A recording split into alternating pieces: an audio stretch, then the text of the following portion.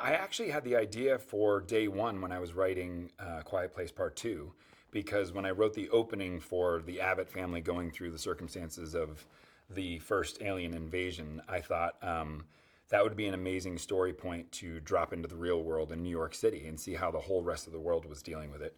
And certainly under probably more extreme circumstances, being arguably the loudest city in the world, and how people would respond to that in great numbers. I think New York is a place that, whether you've been there or not, it is something that is familiar to you. So it's really fun to, in a world like A Quiet Place, break down a place that you think you know and put it under extraordinary circumstances. And so for me, the idea of New York was always really, really enticing. Not only how loud it is, I think it's arguably one of the loudest cities in the world, or at least as a New Yorker, we think we're the loudest city in the world. But also the bond that New Yorkers have, that there is a group mentality to being in New York. And would people assist and help each other, or would they completely leave each other in the dust and run for survival of their own?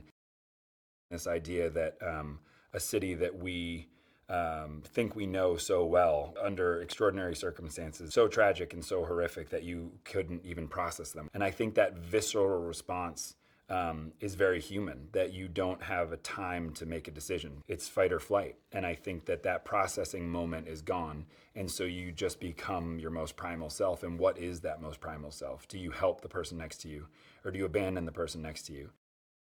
Lupita is one of those actresses who's going to make any single role or any single movie better. Period. The end. And I think that it's because of her specificity. I think she's a very, very powerful actress, a very powerful presence. She's able to communicate such deep emotion in such a unique way, and it's just such a joy to watch. And what she did with this was not only incredibly difficult physically, but it was also incredibly difficult mentally. You know, to put yourself in that position, to be terrorized for what we did in Quiet Place 2 for about 12 minutes, she had to do for the entire movie. And she did it so brilliantly and so elegantly. We were so lucky to get Joe to do this movie, because I think everyone's offering him every movie on the planet right now. And I just thought he's so technically sound and so talented. And then in this movie, yet again, it's that idea of, it's very difficult to play the worst day of your life and not let it feel too big or too melodramatic. And the way to do that is to be extremely talented and be able to walk a razor's edge, which is, I believe, what he played so well, which is that fight or flight thing, which is there are moments where you can see the overwhelming nature of the day hit him, and then the specifics of the tiniest thing, which is this friendship with Lupita that is burgeoning right here in front of our eyes. He gets to play the specifics of how much that means to him. So all those colors and variations he played so well. And so that to me is the two of them are the heartbeat of the movie. Jaimin was actually the key that I knew would connect the two worlds.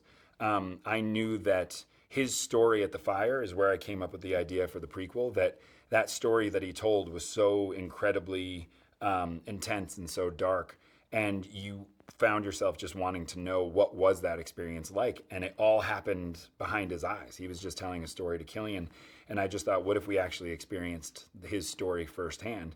But you didn't know it was his story. You start going through it with the whole city, and then you will meet Jaimin in day one, and that'll be the link to the two stories. I've been a fan of Alex's for a long time. He makes the movie so much better because he immediately grounds you in this human way, and you just believe immediately the circumstances of the day unraveling kind of happen through Ruben's eyes. I love Alex as an actor, and I just loved watching him in this.